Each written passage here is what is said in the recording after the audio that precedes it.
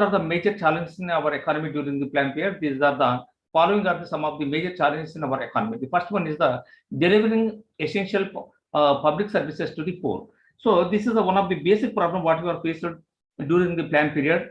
We are suffered a lot to provide the basic needs of the people and through the public distribution system. So delivering the essential commodities to the people of the country, because most of the people in our country suffering from the poverty, they need the certain the food grains at the subsidized and concessional rates which can be provided with the public distribution system. It became a difficult for them to provide and reach the all the sectors of the people and all the regions of the people, and providing the all the essential commodities to the our people of our country. This was one of the major challenge what we have faced. But in recent years, it is become modernized. Scientific method is adopting. The other customer system is adopted. Even easily, anybody can take their ration in at any places. Certain changes was brought down in the system of public distribution system, so that the delivering essential public services to the people became easy now. But during the plan period was a basic problem, basic challenging problem for us. Then the second one is the regaining the agriculture dynamism and improving the status of the farmers with a special reference to the performance of the human development, particularly health and education. So we have to make use of the service of the human development, and human resource development must be needed. For that, the government is trying to expand the service of the health and education to improve the performance of the people, and the making use of the hand skills and the professional skills of the people, and the intelligence of the people, and the intellectual power of the people that can be utilized when there is a proper utilization of the human resources. The proper utilization of the human resources will be takes place when there is a effective public health and the education systems available in the economy. For that, to improve the people's the skills with the help of the health and education, and try to make use of the hand power, the professional power, intellectual power, and that is nothing but the human development skills must be utilized for the purpose of the to regaining the agriculture dynamism. We try to make agriculture become a dynamic sector, the important sector. It has to play important role, and we have to achieve the self-sufficiency in all the food grain, not only food grain production, but also many of the agro-based industries are depends upon agriculture sector. So for that, we have to achieve self-sufficiency. We have to make the agriculture sector as a dynamic sector with the making use of these human resources and human resource development. So this became one of the major challenges for us during the plan period. But after 1990s, we try to focus on the almost all human resource development, human skills, human intellectual power, try to utilize it. Then automatically human resource development became utilized for our sectoral development, more particular agriculture sector. Then third one is increasing manufacturing for competitiveness face the global competition. So we try to improve the quality of production of the manufacturing goods and the industrial goods, and we have to improve the quality of the production to face the international competition. Why? Because we have to face the international competition. Without the quality of the goods and services, we cannot face the stiff competition which is available in the international competition. So on par with the global competition, on par with the international competition, we try to produce the goods which are needed, which are selling in the international standards. We have to maintain international standards. We have to improve the quality of the production. We try to reduce the cost of production, and we try to reduce the price of the goods and services, making use of the effective technology, and that to face the global competition, the various competition among the various countries of the world in the international trade. So this is another important challenge what we are facing in our economy. Then increasing the manufacturing manufacturing competitive to face the global competition. The fourth one is developing human resources. Already I was mentioned in the beginning of this class that is human development resources are more important. We are trying to make use of the only natural resources and the which are economic resources. We try to utilize it so far up to the 1990s. But from the 1990s, we try to focus on the making use of the human resource development. Why? Because our people are very skilled people, efficient people. They have the hand skills, professional skills. They are the intellectual people. So we try to make use of the human resource development in the economy to achieve the fast rate of economic development and economic growth in the economy that became very difficult one because of the lack of proper education and health facilities. There is no proper health and education facilities in the country. Due to this one, we are faced a problem. It is becoming challenging for us to improve the quality of the human resource development. Whatever it may be, we try to focus on the human resource development from the 1990s onwards, and we are able to use them not only also human power along with the natural resources and the economic resources we try to using in the economy, and almost all this problem is tackled. Then the protecting the environment. One more important problem in recent years, we have to protect the quality of environment. We try to improve the quality of environment. Environmental protection is also important along with the economic growth and economic development. The simultaneous achievement of the growth rate in the economy along with the environmental protection is called sustainable development. So in recent years, we are focusing on the sustainable development, not only economic development. Economic development means it is only the development in the growth level, development level, and the volume of production we have to improve. That was a focus made on the previous days. But in recent days, we have to achieve not only economic growth, but also the environmental protection is needed. We have to improve the quality of the environment. Environment is important for us. Otherwise, the future generations will be affected greatly. And for that, we try to protect the environment, we improve the quality of the environment along with the economic growth. It is nothing but the sustainable development. Sustainable development is our goal for all the 5 years plans in recent plans which was prepared. And this is the important goal of our world nations, and along with the on par with the countries of the world. So we try to protect the environment also. For that, we have to make some efforts were done, and we try to improve the quality of the environment, and we try for the achieve the sustainable development rather than the economic development. Then improving the governance. Improving the governance means we try to involve all the people's participation in the production process, and the e-governance and the e-commerce, e-trade. And the governance means there must be a transparency. The governing rules, the regulations, and the conditions which is provided by the government, and decisions taken by the government that must be reached to all the sections of the people, all the parts of the people, and with a transparent manner. Automatically, the governance, the administrative efficiency, because of decentralized administration, automatically that reached to the different sections of the people, that became a major problem in the economy because of our people, most of the people living in the rural areas. In recently we started the e-governance, e-commerce, e-trade, video conferences, and the electronic mode of the administration we are going to utilize it. It was the problem at the time of the planned era which was implemented in India, but it is also one of the important major challenges to e-governance, also improving the quality of the government also. Then removing the regional backwardness. One more important challenge of our economy is removing the regional imbalances in the economy, regional backwardness in the economy.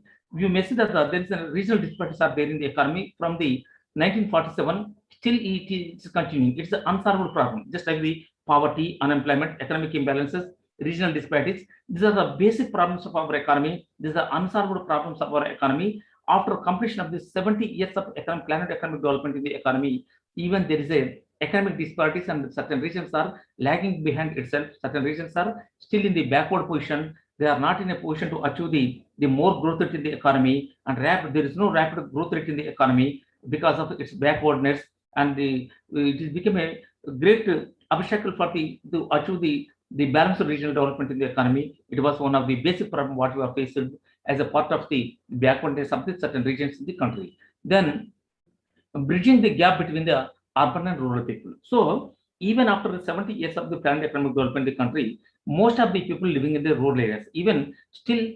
68.82% of the people living in the rural areas, only 32% of the people living in the urban areas. Most of the people, they are living in agriculture sector, rural sector. Only the rural areas, they are living in the rural areas. They are not in a position to migrate from the rural areas. Even rural areas are lagging behind in itself only because of there is no proper facilities. There is no road connectivity, electric connectivity, water connectivity, and there is no railway connectivity. Even there is a postal connectivity, and the rural areas are lagging behind itself because of the lack of the proper infrastructure facilities. So it is a rural and urban disparities. The gap is not reduced, even though after completion of the 12 5 years plans in the economy.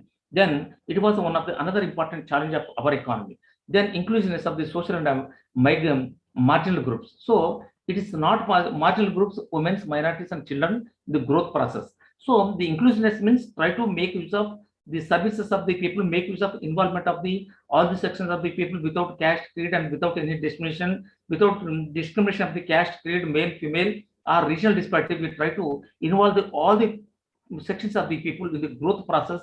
Then that is called the inclusive growth rate. So we try to go for the inclusive growth rate, but it is not happening. Most of the top sections of the rich sections of the 20% of the people enjoying the total fruits what is achieved in the economy, total benefit what we are achieved in the economy, that goes to the hands of the 20% of top sections of the people, and most of the people away from the this growth process, they are not involving, they are not getting the benefits, just like the children, minorities, women, and all the marginal farmers, small farmers, and minority people, they are not in a position to involved in the process of the growth process.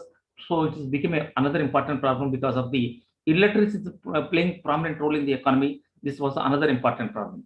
Then women empowerment. The women empowerment is not taking even, it is started to empower the women with the providing the good quality of education, training, technical education, and even giving the support for the working as a entrepreneurs, organizers, for the in the employment sector. We are providing the 33% for the women reservation for the empowerment of the women, but it is not enough. It is not why, because almost all 48% of the women are consisting with the total population of our country. We are not providing equivalent facilities for the women for their empowerment. Even it is not enough for the to empowerment of the people in the different fields. The women are lagging behind. Most of the sectors they are not covering. They are only confined to the kitchen only, and their life is only confined to the house. They are working like a women's working like a housewives. So we try to make them updated, make them empowered with the providing the all the facilities and all the opportunities in the economy.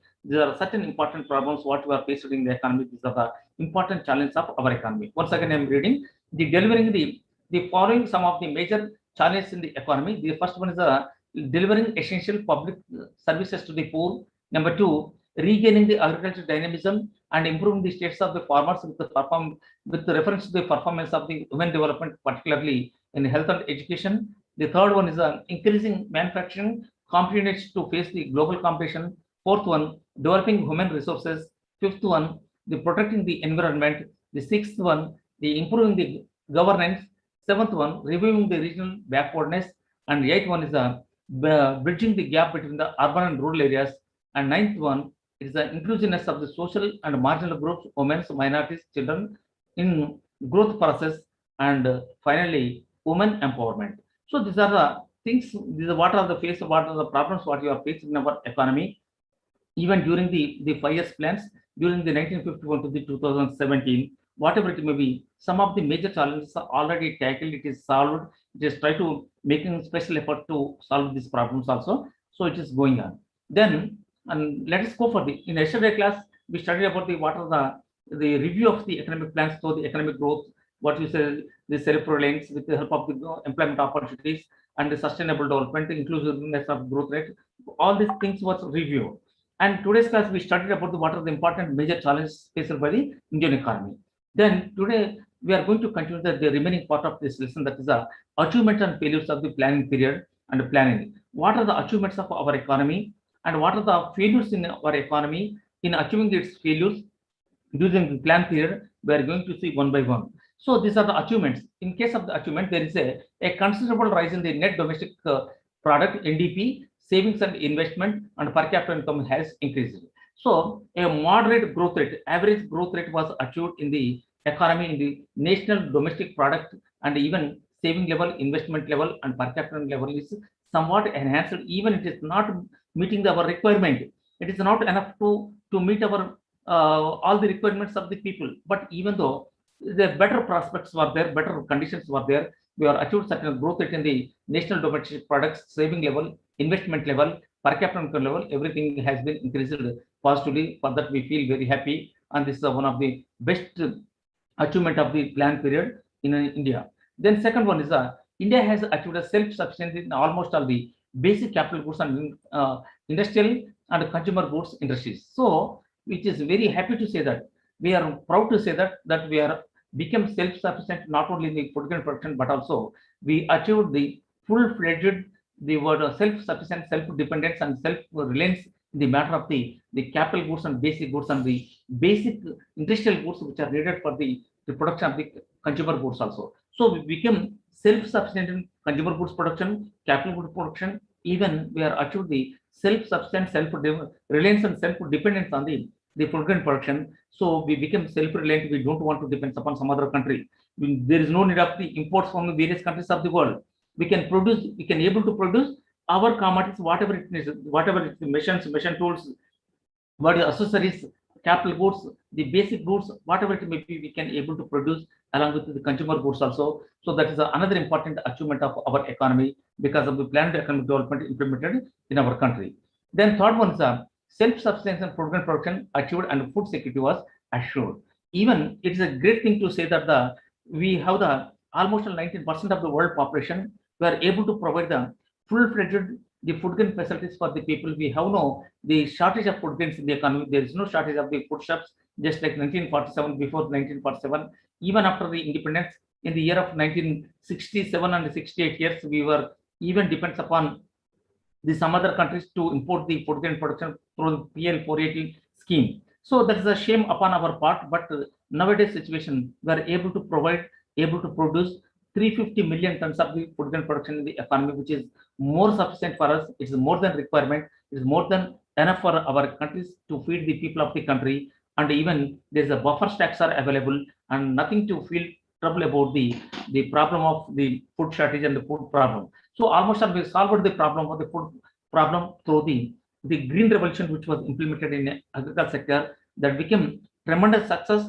that led us to sufficient quantity of food grain production what we are producing in the economy. That is a self-sufficient achieved in the food grain production through the fourth five-year plan was kept in as important objective of the fourth five-year plan. There is a next one. There is a good deal in the diversification of industrial structure. Where once upon a time we are able to produce only basic industries and key industries were started, but nowadays almost all diversification, variety and variety of different type of the production that are taking place in the economy, manufacturing goods are producing in the economy with our domestic technology, our own technology, with our sophisticated technology, we are able to produce a different type of the variety of the commodities and to face the global competition, and we become successful in the matter of the diversification of the industrial structure. Not only once upon a time the basic goods, just like the cement industry, jute industry, the sugar production industry, cotton industry, which was started in our economy, but at a present situation, we are able to produce all type of the goods in the economy, and diversification of the industries was started. Diversification means different type of the different varieties of the production which are taking whatever is needed for our economy. This is also another important achievement of the 5 years plan. The plans have created a significant infrastructure, particularly the field of transport, irrigation, and telecommunications. So it's a great revolutionary change what we are achieved in the economy. The cell phone, simply we can say that the cell phone, the mobile phone, the mobile phone connectivity became a effective means of communication, effective means of telecommunication system came to force. Within a fraction of a second, we can contact anybody in the world with making the least cost, with making a single paisa cost, we can trace out anybody, we can contact with anybody in the present day situation because of the mobile technology and advanced technology what we are using. There is a telecommunication become efficient sector, and we become successful in achieving the telecommunication services in the economy, and we became very cheapest mode of the communication system what we are developing in the economy, along with the irrigation facilities, the field of transportation, and particularly infrastructure facilities. Our infrastructure facilities, the social infrastructure as well as the economic infrastructure, tremendously developed in the economy, and we are able to provide the proper infrastructure facilities to the people of our country, and it is led to the more given a foundation for the industrial expansion in the country, and that is another important objective which is achieved through the field of transportation, infrastructure facility, irrigation, and telecommunication, and there is a significant role was achieved in these fields, along with the agricultural development, industrial development, diversification of industries, self-sufficient agricultural sector, as well as the self-sufficiency, self-dependence on the the capital good industries and the consumer goods industries also. So these are the great achievement what we have done during the 5 years plans. Then there has been tremendous development in the education sector, and there has been a significant role and trained scientific and technical manpower. So the education facilities are improved, the education standards are improving the economy, and most of the people are becoming literates. Almost 74% of literates are there in the country. The quality of the education is improving, the technical education, the general education, and also in the sectors we are becoming advanced, and the all type of the education, IITs, NITs, and the what you say, that is medical field, in the scientific field also we become advanced. Even we became one of the members of the out of the 6 top nations in the world in the scientific field, in the scientific and research and development field also. So it is also one of the achievement what we are achieved, and technical manpower is also available in the economy. India is one of the leading nation of the information technology and space exploration. We became successful, and we became a leading country, leading nation in the information technology, and even information technology hubs are established in our country, and the space technology also we are leading the world, and we became successful because of the efforts done during the 5 years plan. These are some of the achievements what we are achieving the during the first 5 year plan during the 1951 to the 2017. Then these are the successes of our country. Those are the challenges, but even we face certain failures also. These are the bitter things what we are faced, and certain failures also there in the during the 5 years plans. And everything has its merits and demerits. Everything has its advantages and disadvantages. In the same way, our planning has its own merits along with these failures also there, disadvantages also there. These are seems to be, these are failures are seems to be. Incidence of poverty is relatively higher in rural areas than the urban. So when you are thinking about the poverty, there is absolute poverty in the economy. Almost all 21.9% of the people living below the poverty line. It means the people are not in a position to get the food, shelter, and clothing, just like the basic needs which are needed for their subsistence level. It is a pitiable in the country. Even after the 70 years of the planned economic development, 75 years of the independence, we are not in a position to eradicate the poverty. The poverty became an important phenomena, basic phenomena, and even on par with the world economies, on par with the third world economies, we are not in a position to reduce the mass poverty in the economy. It is a still unsolved problem. It is a burning problem in the economy. It is more particularly in rural areas. The poverty is more in rural areas rather than the urban areas. So it is one of the basic failure of our economy. We are not in a position to give the solution for the poverty, where poverty is not totally eradicated from our society. So this is one problem. Another important problem, related problem with the poverty is the unemployment has been rising. So unemployment is rising day by day. The rate of, because of the rate of growth of population is there, the size of, when the size of population expands, automatically the labor supply will be more. The labor supply is more than the labor demand. That led to the unemployment situation is taking place. The rate of growth of labor force is more than the rate of growth of the employment opportunities. So there is no proper employment opportunities other than the agriculture sector. We are not in a provision to provide the employment oriented growth. Just we try to focus on only the economic growth and economic development, but we have to achieve the employment oriented growth is needed. Still almost 5.6% of the people, as per CDS basis, there still unemployment rate is recorded in the economy. And even though there is 7 crores of the people, 70 millions of the people suffering from the unemployment, and the poverty, these are both problems which are the dual problems, which are unsolved problems, still burning problems. These are not solved in the economy, and it is a pitiable condition that even after the 75 years of the economic development and independent economic development in the economy, we are unable to use the solution for the eradication of the poverty and the unemployment. These are the basic 2 failures what we are facing in the economy. In addition to that, inequalities of income has been not reduced. So another important objective of our economy is to achieve the economic balances in the society. Economically, everybody has to have the equal opportunity, equal chances, and economically, everybody has economic right. Right to properties became the important right of the people of the country. So almost all the inequalities become the rich and poor people. The rich people are becoming rich, and poor people are becoming poor and poor and poor and poor. There is a wide gap between the rich and poor, wide gap between the haves and have-nots, it is become widened in the post-reform period also. Actually, we are expected that we have to achieve the balanced regional development in the economy. Just like the socialistic pattern of society, our aim is that to achieve the socialistic pattern of society in the economy. So a socialistic pattern of society means it's the we have to choose the economic balances in the economy. Economically, everybody has to equally treated. Everybody has to provide equal opportunity economically. But the rich people are rich, becoming rich and rich, poor people are becoming poor and poor. The gap between the haves and have-nots are widened after the post-reform period after the 1990s because of the private sector expanding enormously. The private sector only meet for the profit orientation. They are working for profit. They are meant for profit. They are only for the profit. They can do whatever they provide the profits for those people. So their activities are only connected with the profits. They have no the service orientation. So they try to get the more profits, and the profits are again investing. They are getting more, again the further profits pushed to the hands of those people. And because of the what you said, that is the corporate sector, corporate development in the economy, the private corporate sector is going on, and because of this one, automatically the gap between the haves and have-nots are increasing after the post-reform period. And there is a unequal land holding as a land reforms are inadequately implemented. These are the another important problem, institutional problem for our economy. Our agriculture sector still lagging behind itself. It is a backward sector.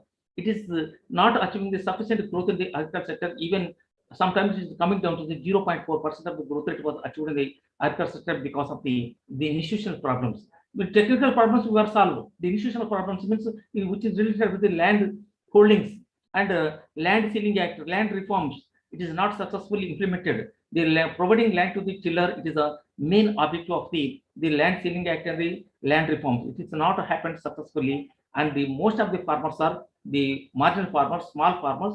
Their land holdings are less than 1 acre of land holding, less than 1 hectare of land holding. That is not sufficient to meet the requirement of the people.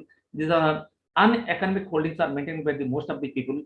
Almost all 84% of the people belonging to the small farmers or marginal farmers in the economy. Even it is a still unsolved problem. We are not in a position to provide the equal land holding for all the sections of the people, all the groups of the people, and land became a prominent role it is playing in the rural areas.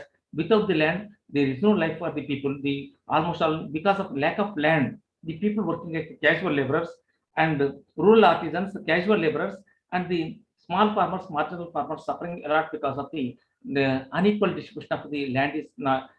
It is not possible. We are not properly implemented the adequate steps towards the land implementation. It became failure itself, and this is the one of the important major hurdle of the growth of the agriculture sector. And regional disparities still persist. So the main object of our 5 years plans and the all targets of the 5 year plan, ultimate object of the 5 year plans is to achieve the balanced regional development, economic balanced regional development, and regional development, balanced regional development, economic development, and the economic balances. So we have to achieve the economic balances, regional balanced development, along with the poverty and unemployment. These are 4 important basic problems of our economy, those which are prevalent from the 1947. Still, these are the 4 important problems, still unsolved problems in the economy. We are not in a position to give the solution for the poverty. We are not eradicated the poverty. There is an unemployment problem. There is a regional disparities. There is the economic disparities in the economy. These are almost all the problems still it is persist in the economy, that indicating that we are these are the still these are the problems which are persist in the economy. We are not in a position to given the solution for the even after the completion of the 75 years of the independent economic development in the economy. Even through the 12 years plans we are implemented, it is not achieved successfully. These are some of the failures, just like in the field of the unemployment, poverty, regional disparities, and economic imbalances. There are the 4 important basic problems what we are faced by our economy. Then let's go for the remaining part of this lesson. Already the part of the Niti Aayog was completed by the Kavita madam. Then let's go for the next part of this lesson, that is the rural and urban imbalances in the economy. These are the rural and urban imbalances in the economy. We have to study one by one, because it's as a part of this lesson. We have to go for the rural. What are the rural and the urban imbalances? Why these are taking place in the economy, and why it is widening? What are the reasons, consequences? We have to see. So the rural and the urban imbalances are there. Basically, urban areas are related with the towns and cities. However, general perspective, it is the places with the municipalities, corporations, cantonment board, and notified areas. So the urban areas means these are the municipality area, corporation areas, cantonment areas, and notified areas are treated under the part of the urban areas. Urban areas means these are cities and townships. In the cities and the basically urban areas are related with the cities and the township where there is a proper communication facilities, transportation, communication, banking, insurance. Totally more infrastructure facilities are there and thick population is there. Almost all better facilities are provided in the urban areas. The urban areas means these are the municipal areas, areas, cantonment areas, and the notified areas. These are treated and which are fall under the urban areas. So once again, we are repeating the basically urban areas are related to towns and cities. However, general perspective is the places all the with the municipalities, corporations, cantonment board, and notified areas are treated as the it is comes under the parts of the urban areas. So all the places with the population, even this is a one definition. This is basing on the people living in the corporation area, people living in the municipalities and the cantonment area, notified area, and people belonging to the city areas and the towns are treated as the urban areas. And another angle, all the places of the population more than the 5,000 people, where there is a 5,000 more than 5,000 people are uh, habitants are there, where the residents are there, that is treated as the urban areas, or the along with the 75% of the male population engaged in the non-agricultural activities. So it is treated as an urban areas where there is a 5,000 peoples of the residential people, or the what is that is the people of residing in the urban areas. They are treated as the urban areas, and out of which 75% of the male population they should be engaged in the non-agricultural operations or non-agricultural activities. It means they don't want to depend upon agriculture sector. The agriculture sector means the rural sector. Most of the people depends upon agriculture in rural areas, but in urban areas, then other than agriculture sector, there's expansion was taking place, and most of the if suppose the people of the 75% of this belonging area, residential area, the working male population working other than agriculture sector, they are treated as the, you can say it is treated as the urban areas. And with the another dimension, the density of the population over the 400 and above are treated as the urban areas. Suppose density of the population means this people living in a 1 square kilometer of the area is known as the density of population. The size of people living in a 1 square kilometer of the area is known as density of population. And as per this angle, as per this definition dimension, those people where there is a density of population more than the 400 people, it means in 1 square kilometer area, more than 400 people are living. These are treated as above the more than 400 people are living. This is treated as the urban area. So for the definition of the urban areas, we can define these cities, towns, cantonment areas, corporation areas, notified areas, and municipalities are treated as the urban areas. Even in addition to that, the another dimension is suppose those people's, the size of the people, those areas which are have the more than the 5,000 people of the size of the population, 5,000 residents are living in a particular area, that is treated as the urban areas. Even along with the 5,000 people and 74% of the male population, they should be engaged in the non-agricultural activities, non-agricultural operations, that is treated as the urban areas. Even another angle, another dimension for the definition of the urban areas is the the living of the density of the population is more than the 400 people who are living that areas treated as the urban areas. And whereas the rural areas, this is not definition for the urban area. Urban, simply we can say the urban areas means cities and the towns, the corporations, cantonment areas, and the municipalities areas.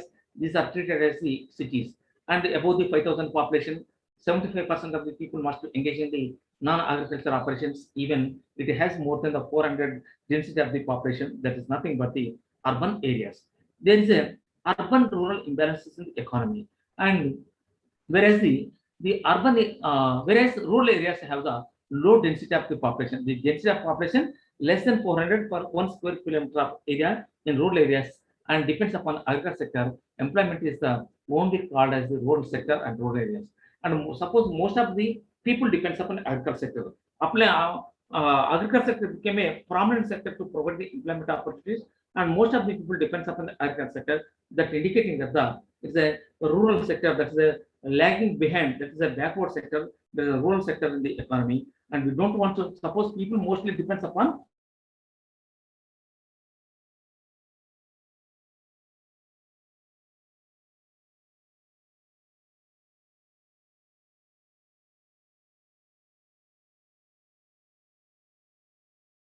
employment for the rural people, and rural economic totally depends upon agriculture sector. This is the one of the important basic problem of our economy. And fourth one is and in addition to that, disparities between rural and urban areas are economic and non-economic factors that can be presented clearly. Disparities between the rural and urban areas are taking place because of the economic factors and some another factor, non-economic factors. The economic factors as well as non-economic factors are causing to the what you say, that is causing for the urban and rural disparities in the economy. That is what are the important the problems what you are facing in the economy. What are the because of the urban rural imbalances taking place in the economy that can be studied with the help of these following aspects. This first one is according to the 2011 census. Before going to that, I can say a few of the words which are concerned with the urban and rural areas. Urban and rural areas also that can be defined on the basis of the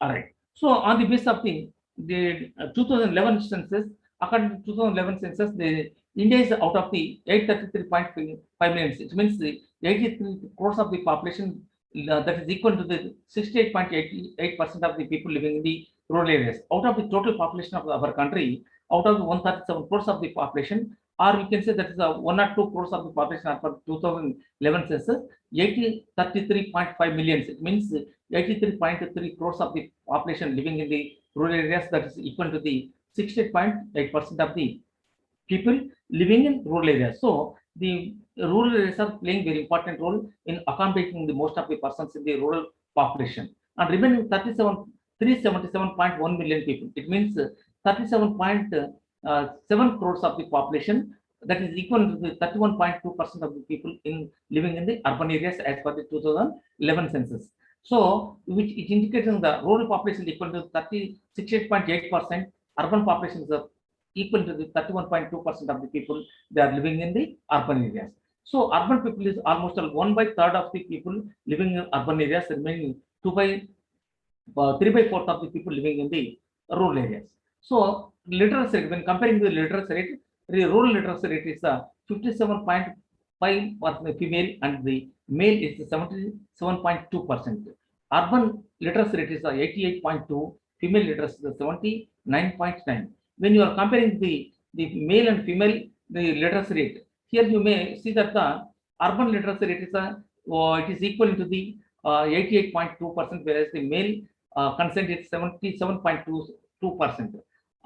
When rural female literacy is 57.9%, urban literacy is 79.9%. That indicating in case of the rural areas, the male and female people are illiterate, more illiterate people rather than these urban areas. So there is a high quality of literacy, high quality of the education facilities are provided in the rural areas, whereas urban areas, whereas rural areas are suffering from the lack of educational facility, and most of the male and female people are suffering from the education and literacy rate in rural areas.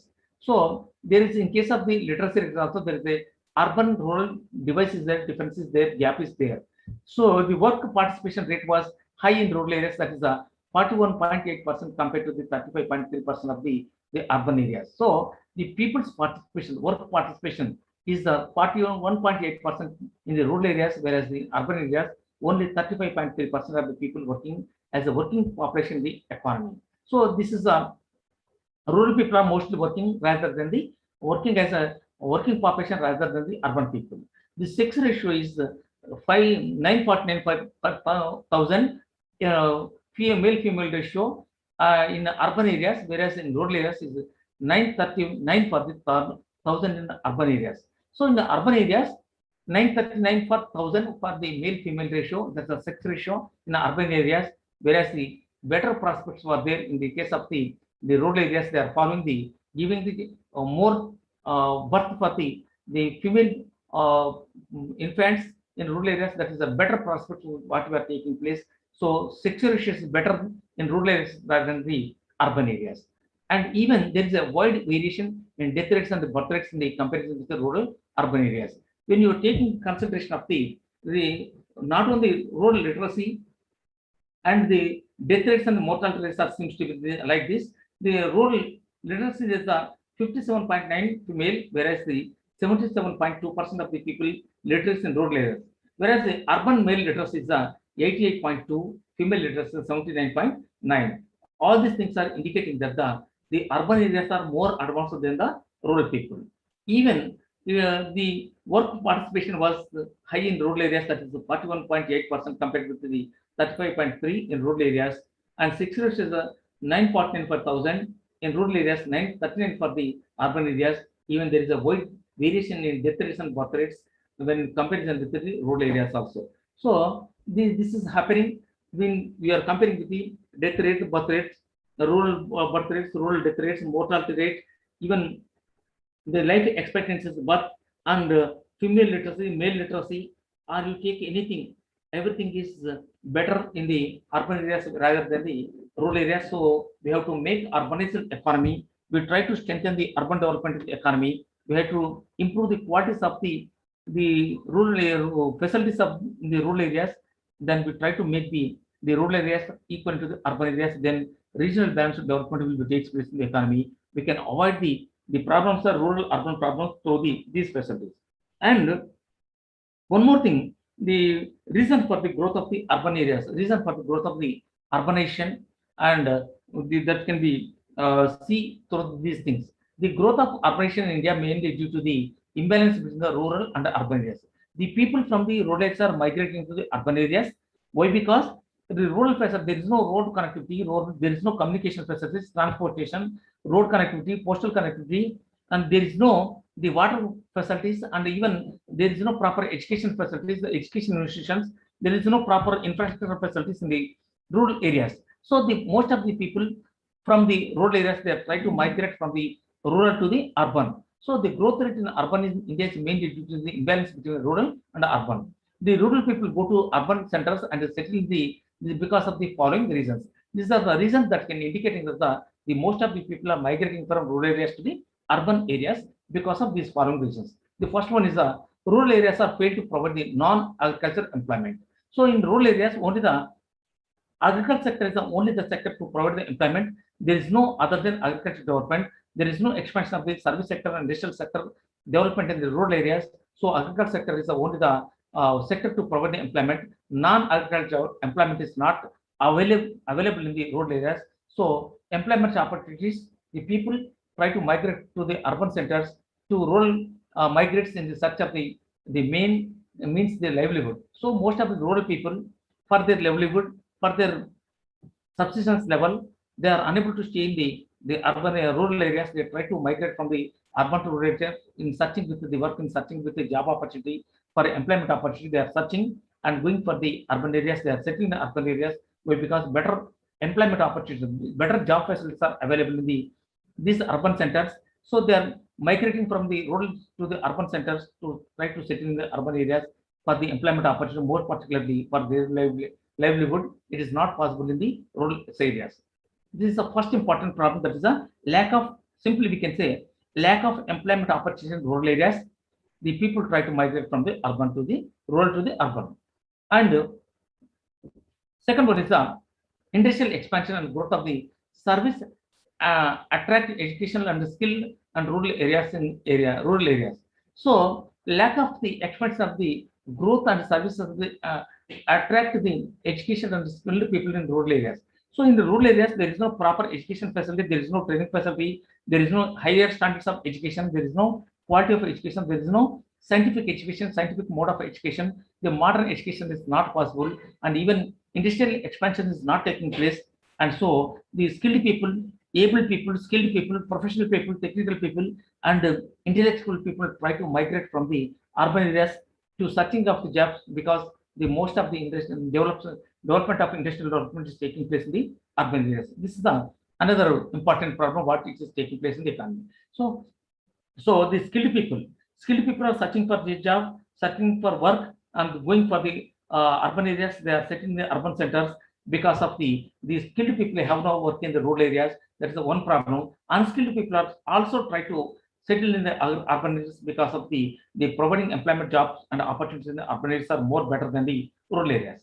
Then the transport, communication, education, and health facilities are assured a comfortable living, and hence some of the rural people are migrating to the urban centers. The most of the people try to migrate from the rural areas to the urban centers because of the lack of transportation, proper communication, education facilities, no health facilities, and there is no comfortable living in the rural areas. So hence, because of keeping all these things in the view, they try to settle in the urban areas. They try to migrate from the rural to the urban, and they settle in the urban centers because of the lack of these facilities, just like the transportation, communication, education, health, and the comfortable living, lack of comfortable living in the rural areas. And then urban centers are give scope for the anonymous living with a little interference with the personal issues and some uh, uh, settlements in the migrate with the hope of the peaceful living life. So almost all the rural areas become, it is damaged. Almost all it has become uncomfortable to living in the areas because of factionism, partiality, regionalism, parochialism, and red tapeism, and mostly the rural, what's the dominance of the community rivals and community problems, and really health related problems, even the casteism, red tapeism, and the regionalism, and is playing very important role. They are not in a position to adjust in the rural economy because of the grudges between the people, because of the grudges in the political, economic, social life is being troublesome for those people. The social life is not comfortable, economic life is not comfortable, the political life is disturbing the people of the society. They are not living the comfortable life, they are not living the isolated life. For that, people try to isolated, and nuclear families are established in the urban areas. So the people try to sit in the urban areas because of to lead the peaceful life, which is not possible in the rural areas. And the isolated life gives a comfortable life, affordable life in the urban areas. So people try to migrate from the rural areas because it is a comfortable life, because of the social customs, so blind beliefs, blind faiths, and the rural areas are becoming as a, what you said, that is almost polluted because of the politics, and the many problems are facing rural areas. So they try to migrate from these rural to the urban areas. And in addition to that, finally, there is one more thing, that is the life is in the urban centers are attracting some of the rural people to migrate. So the people in rural areas are not comfortable. They are suffering a lot. They are suffering many problems in rural areas. So they try to migrate from the urban to the rural to the urban areas. This is the happening.